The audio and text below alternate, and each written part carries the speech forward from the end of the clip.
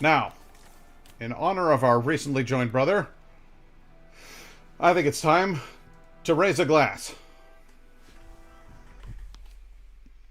And by that I mean an aluminum can.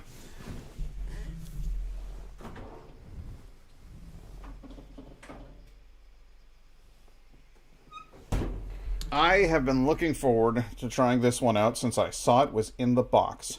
This right here is Royal Standard. Let's go ahead and take a close-up look at that sweet, sweet can art. That sweet, sweet can art.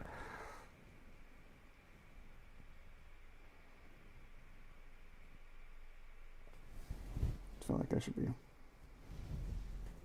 Oh boy. Come on, Wi-Fi, don't fail me now. There we are. So that's just a cool warrior chick with a sword of... Well, a sword coated in lightning and stuff, riding in a battle on Lionback. And it's called the Royal Standard, and it's a wee heavy ale. There's another one of the clown shoes ones. I love me a wee heavy. Might have something to do with the ancestry. I am largely Scottish. I'm large, and I'm Scottish. I need to fix something first, though. I'm having issues with the frame rate on this camera, and that is mostly my own fault because I'm trying to run it through Wi-Fi when what I should be doing is running it through this. So I'm going to hook this guy in here, and then I'm going to hook this guy in here, and I'm going to switch modes.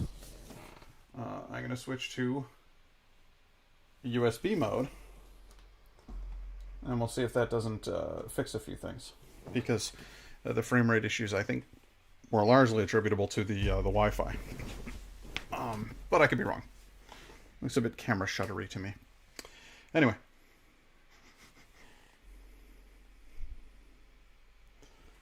Oh god, I'm glad you made it for the review too. Okay, so the first thing you need to know is that this smells malty. This smells like what I call dwarf beer. And my favorite beers, I should mention, are dwarf beers. If Gimli would drink it, that's a dwarf beer. And this smells like something that Gimli would get all like about, or like a Yukon Cornelius kind of character would be like licking his lips. And this speaks to those individual characters. That smells good.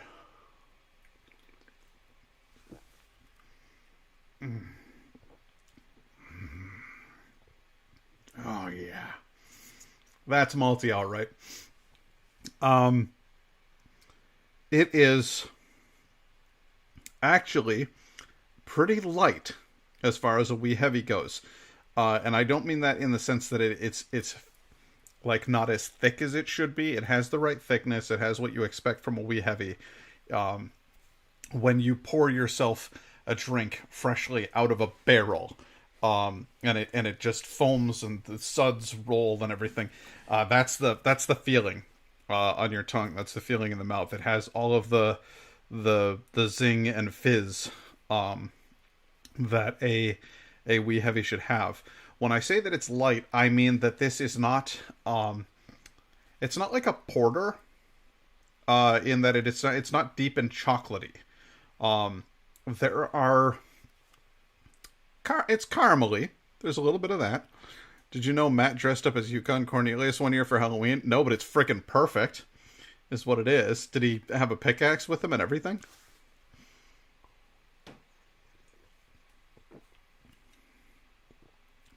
This is sweet, and it has some fruity notes to it. I mean like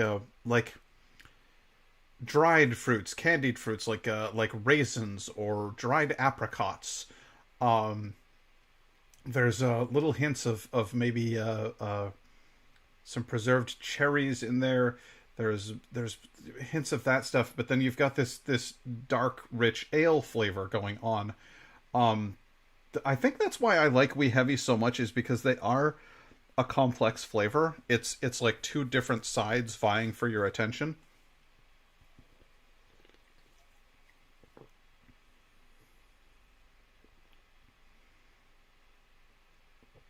It just tastes like goodness.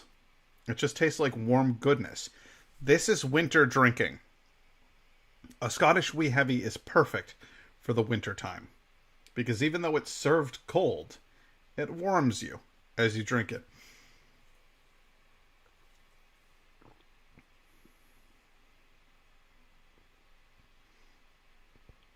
And I just, perhaps I don't have the proper terminology to describe what the flavor notes are in there because there's so few things to which I can compare it. There's almost a savoriness to it as well. My idea, and yeah, I'm pretty sure he did. I'll post a pic in the Discord. Hell yes. I'll look forward to that. Is Matt there with you right now? Because you should tell him I said hi.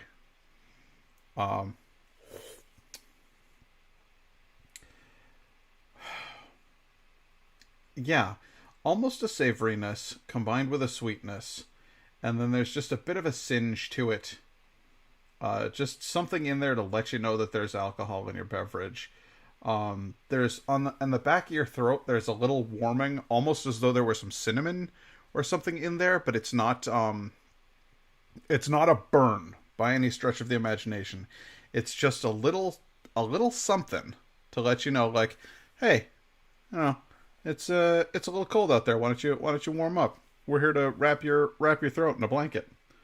And it's kind of perfect in that regard. This is, I think I'm like, I think we're like 5 for 6 out of the Clown Shoes variety pack here. Like, I think I'm at the halfway mark with this, and there's only one of them that I haven't been like finished that can with because it's just very very good. I can't believe I've never heard of these guys before. Okay, cool. When he wakes up, dude, I understand completely about the messed up sleep schedule. I've been, well, as you know, I work retail, and the hours aren't always regular. Quite often, they tend to wobble around a little bit. But moreover, with Corona being what it is and everything, some of my days are like a full 8-hour shift, and then other days are like a 5-hour shift. With a little break in the middle. So I might go into work at 2 p.m. and that can fuck with you to some extent. There are other fields who have it a hell of a lot worse. If you're a freaking EMT or whatever, like, I salute you. I don't know how people do it. I don't know how people work on call. I got nothing but respect for that. But that's pretty wild. Mm. Man, that's a good beer. That's a very good beer. That is a good from the beginning to the finish kind of a beer. Clown Shoes, man. Clown Shoes knocking it out of the damn park over here. I won't lie.